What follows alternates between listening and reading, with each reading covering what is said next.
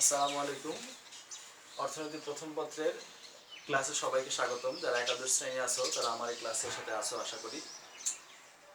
আমরা অর্থনীতি প্রথম পত্রের তৃতীয় অধ্যায় আলোচনা করছিলাম। অর্থনীতি প্রথম পত্রের মূলত উৎপাদন আয় ও ব্যয় নিয়ে আলোচনা। আমরা উৎপাদন ব্যয় নিয়ে আলোচনা করেছি এবং উৎপাদন ব্যয়ের সর্বশেষ একটি টপিকস আমাদের বাকি ছিল, এটা সম্পর্কে আলোচনা করবো আজকে। দেখো, গত ক্লাসে আমি তোমাদেরকে গড় ব্যয় এবং প্রান্তিক ব্যয় সম্পর্ক দেখিয়েছি। গড় ব্যয় কি, প্রান্তিক ব্যয় কি।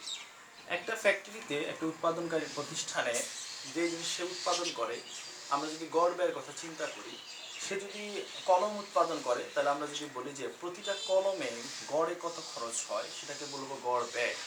আর এই গড় ব্যয়টা আমরা কিভাবে হিসাব করব? আমরা মোট ব্যয়কে উৎপাদনের পরিমাণ দ্বারা বা বিক্রির পরিমাণ দ্বারা ভাগ করলে গড় ব্যয় পেয়ে যাব।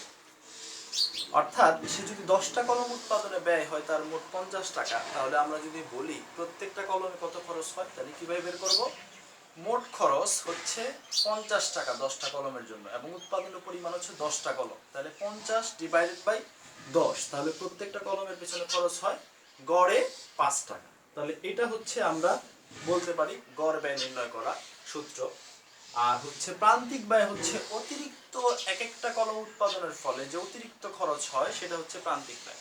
এই জিনিসটা আরো একটু ক্লিয়ার করার জন্য তোমাদের একটা সূচি দেখিয়েছি আমি, সূচিটা খেয়াল করো। সূচিতে আমরা দেখতে পাচ্ছি উৎপাদনের পরিমাণ দেওয়া আছে, মোট খরচ দেওয়া আছে। এই দুইটা জিনিস তোমাদের মনে করো উদ্দীপকে দেওয়া থাকবে যে উৎপাদন এবং মোট খরচ, আর গড় খরচ প্রান্তিক খরচ বের করা লাগবে। আচ্ছা, কিভাবে বের করবা? আমি সূত্র দেখিয়ে দিয়েছি যে উৎপাদনের পরিমাণ দেওয়া আছে 1 2 3 4 5, মোট খরচ দেওয়া আছে একটা যখন 10, যখন দুইটা উৎপাদন করে 18, তিনটা উৎপাদন করে 24, চারটা উৎপাদন করে 32, পাঁচটা উৎপাদন করে 45। আচ্ছা, এখন গড় খরচ কিভাবে বের করব? মোট খরচ দেওয়া থাকলে গড় খরচ এবং প্রান্তিক খরচ বের করা যায়। আচ্ছা, আবারও বলতেছি, মোট খরচ দেওয়া থাকলে গড় খরচ ও প্রান্তিক খরচ বের করা যায়। আচ্ছা, কিভাবে বের করলাম আমরা? গড় খরচ সমান সমান এসি মানে গড় খরচ, এসি সমান সমান কি দিয়েছি? টিসি ডিভাইডেড বাই কিউ, অর্থাৎ মোট খরচ ডিভাইডেড বাই উৎপাদনের পরিমাণ। টিসি হচ্ছে মোট খরচ আর উৎপাদনের পরিমাণ হচ্ছে কিউ। আচ্ছা, তাহলে প্রথমে উৎপাদন 10, প্রথমে মোট খরচ 10, উৎপাদনের পরিমাণ 1, 10 ডিভাইডেড বাই 1 কত হয়? 10। আচ্ছা, আমি জিনিসটা কিভাবে বের করছি দেখিয়ে দিলাম। 10 ডিভাইডেড বাই 1। পরবর্তীতে দেখো মোট খরচ কত? 18, উৎপাদনের পরিমাণ হচ্ছে 2, তাহলে কত হয়? 9 টাকা। তারপর হচ্ছে মোট খরচ হচ্ছে 24, উৎপাদনের পরিমাণ হচ্ছে 3, মোট খরচ 32, উৎপাদনের পরিমাণ হচ্ছে 4, মোট খরচ 45, উৎপাদনের পরিমাণ হচ্ছে 5। দেখো, আমরা ভাগ করলে মোট খরচকে উৎপাদনের পরিমাণ দ্বারা ভাগ করলে আমরা গড় খরচ পেয়ে যাই।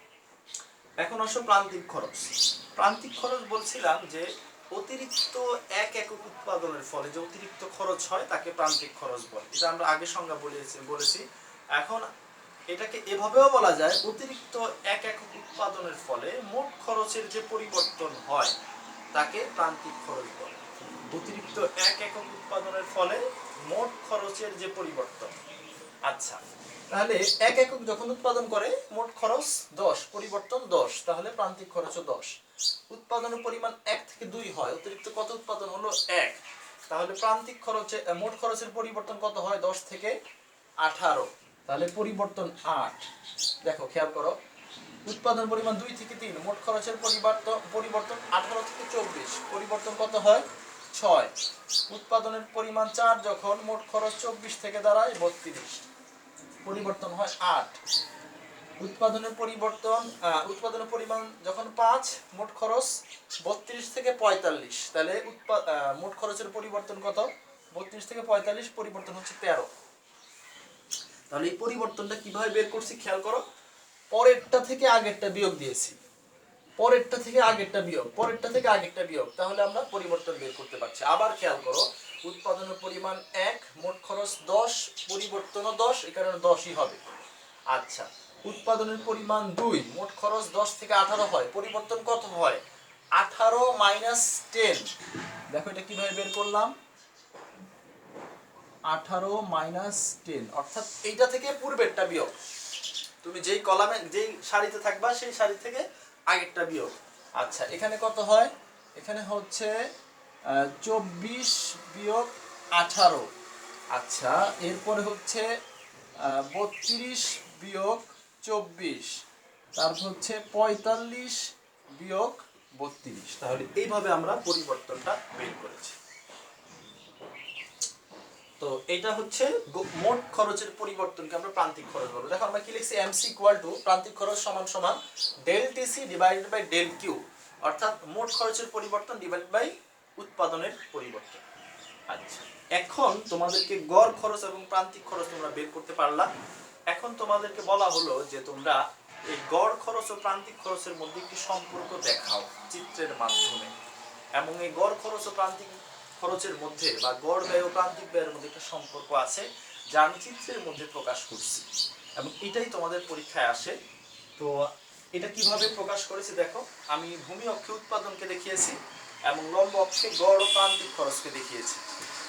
ভূমি অক্ষে উৎপাদন, লম্ব অক্ষে গড় ও প্রান্তিক খরচ।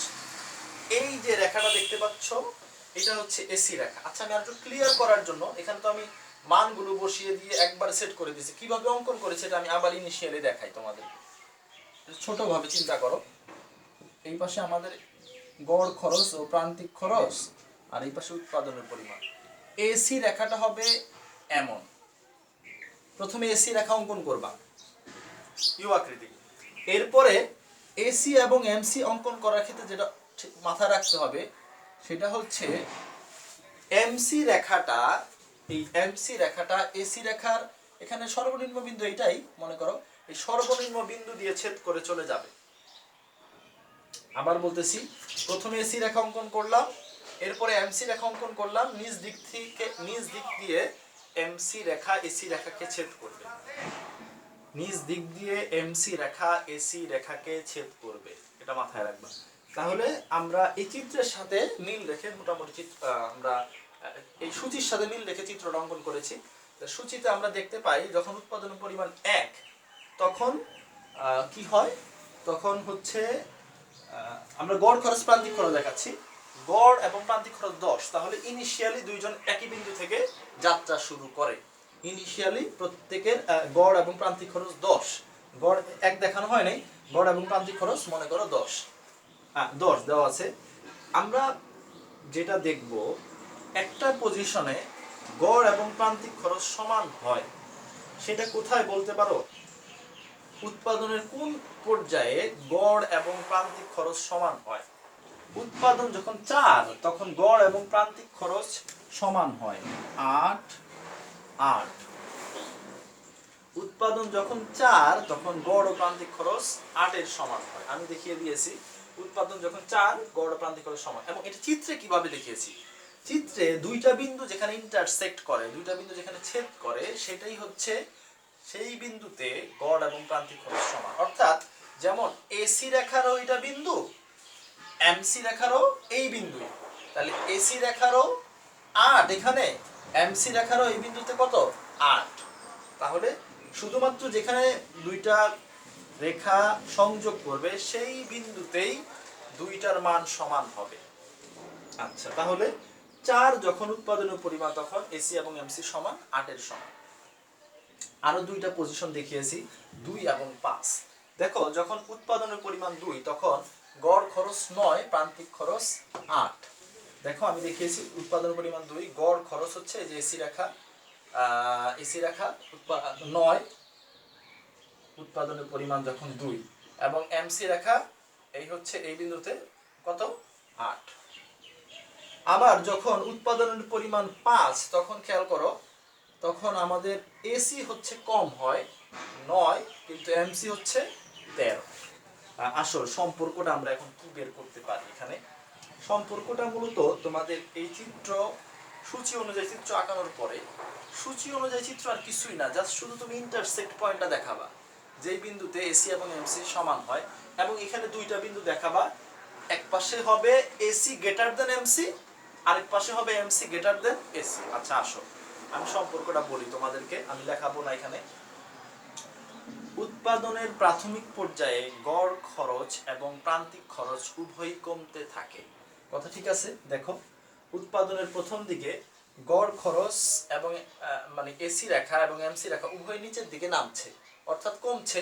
যেমন এই যে 10 থেকে 8 হয়, 10 থেকে 9 হয়, ঠিক আছে? উৎপাদনের প্রথম পর্যায়ে তাহলে কি কথা থাকলো? উৎপাদনের প্রথম পর্যায়ে গড় খরচ এবং প্রান্তিক খরচ উভয়ই কমতে থাকে, তবে গড় খরচ অপেক্ষা প্রান্তিক খরচ অধিক হারে কমে।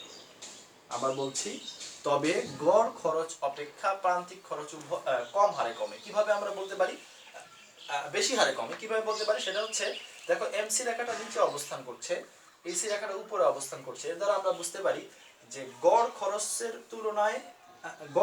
তুলনায় প্রান্তিক খরচ কম। উভয় কমছে, কিন্তু দেখো একটা হচ্ছে 10 থেকে 8 হয় আর একটা 10 থেকে 9 হয়, তাহলে বেশি কে কমছে? প্রান্তিক খরচ। তাহলে প্রান্তিক খরচ রেখাটা নিচে থাকবে। আচ্ছা, প্রান্তিক খরচ রেখা নিচে থাকা মানে হচ্ছে প্রান্তিক খরচ কমছে, গড় খরচ কমছে, কিন্তু প্রান্তিক খরচ বেশি কমছে। তাহলে প্রান্তিক খরচ কম, তাহলে আমরা এই পজিশন আমরা বলতে পারি এসি গ্রেটার দেন এমসি, অর্থাৎ এসি বেশি থাকবে, এমসি কম থাকবে। এসি এখানে 9, 2 যখন উৎপাদন পরিমাণ 2, কিন্তু এমসি তখন কত? 8। ঠিক আছে?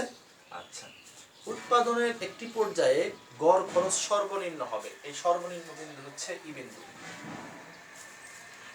প্রথমে তো আমরা বলতেছি উৎপাদনের প্রাথমিক পর্যায়ে গড় খরচ প্রান্তিক খরচ কমবে, কিন্তু প্রান্তিক খরচ গড় খরচ অপেক্ষা বেশি কমবে, যার ফলে এসি গ্রেটার দেন এমসি হবে। এরপরে যেটা হচ্ছে, একটি পর্যায়ে কি হবে? একটি পর্যায়ে গড় খরচ ও একটি পর্যায়ে গড় খরচ সর্বনিম্ন হবে, এবং সর্বনিম্ন অবস্থায় প্রান্তিক খরচ গড় খরচ সমান হবে। এই যে সর্বনিম্ন অবস্থা ই বিন্দু, যেখানে এসি রেখাটা একদম সবার নিচে আছে, এবং এই বিন্দুতে গড় খরচ এবং প্রান্তিক খরচ সমান, সেটা হচ্ছে 8। এবং চিত্রের কথা যদি বলি, এই বিন্দুতে এমসি রেখা এসি রেখাকে নিজ দিক হতে ছেদ করবে। এই বিন্দুতে এমসি রেখা এসি রেখাকে নিজ দিক হতে ছেদ করবে। এরপর উৎপাদন বাড়ানো হলে গড় খরচ প্রান্তিক খরচ উভয়ই বাড়বে, তবে গড় খরচ অপেক্ষা প্রান্তিক খরচ বেশি হারে বাড়বে। কি বলছি? গড় খরচ অপেক্ষা প্রান্তিক খরচ বেশি হারে বাড়বে। তাহলে দেখো, আমরা দেখতে পাই যখন উৎপাদনের পরিমাণ 5, তখন প্রান্তিক খরচ 13, কিন্তু গড় খরচ কত? 9। তাহলে উভয়ই বাড়ছে, কিন্তু দেখো কার ঢালটা বেশি? এমসি রেখার ঢালটা বেশি, এমসি রেখা বেশি হারে বাড়ছে। সুতরাং এমসি গ্রেটার দেন এসি। এই হলো আমাদের মোটামুটি এই গড় ব্যয় ও প্রান্তিক ব্যয়ের সম্পর্ক। তাহলে আমি 3টা লাইনে বলি। প্রথম, উৎপাদনের প্রথম দিকে গড় খরচ প্রান্তিক খরচ উভয়ই কমবে, তবে গড় খরচ অপেক্ষা প্রান্তিক খরচ বেশি হারে কমবে, অর্থাৎ এসি গ্রেটার দেন এমসি। আচ্ছা, এরপরে উৎপাদনের একটি পর্যায়ে এসি এবং এমসি সমান হবে, অর্থাৎ উৎপাদনের একটি পর্যায়ে গড় ব্যয় সর্বনিম্ন, এবং এই সর্বনিম্ন বিন্দুতে এসি এবং এমসি সমান। উৎপাদন এরপরও বাড়ানো হলে এসি এবং এমসি অর্থাৎ গড় খরচ ও প্রান্তিক খরচ উভয়ই বাড়বে, তবে এসি অপেক্ষা এমসি বেশি হারে বাড়বে, অর্থাৎ এমসি গ্রেটার দেন এসি। এই হচ্ছে তোমাদের গড় খরচ ও প্রান্তিক খরচের মধ্যে সম্পর্ক। এখন আমরা আলোচনা করব আয় সম্পর্কে। আয়, মোট আয়, প্রান্তিক আয়, গড় আয়, কিভাবে মোট আয় বের হয়, কিভাবে গড় আয়, কিভাবে প্রান্তিক আয় বের হয়। আচ্ছা, মোট আয়, একটা ফার্মের মোট আয় সম্পর্কে আমরা কি বুঝি?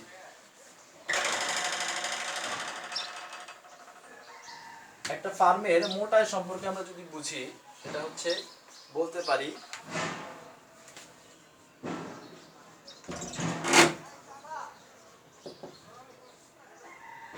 মোট আয় একটি ফার্ম তার উৎপাদনের প্রতিষ্ঠান তার উৎপাদিত দ্রব্য থেকে যে আয় করে তাকে মোট আয় বলে। আমরা ইকোনমিক্সের ভাষায় বলতে পারি যে বিক্রয়ের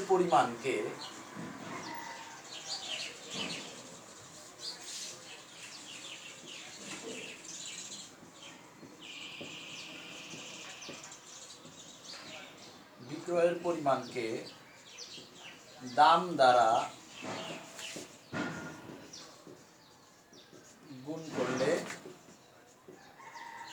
যা পাওয়া যায় তাকে মোট আয় বলে।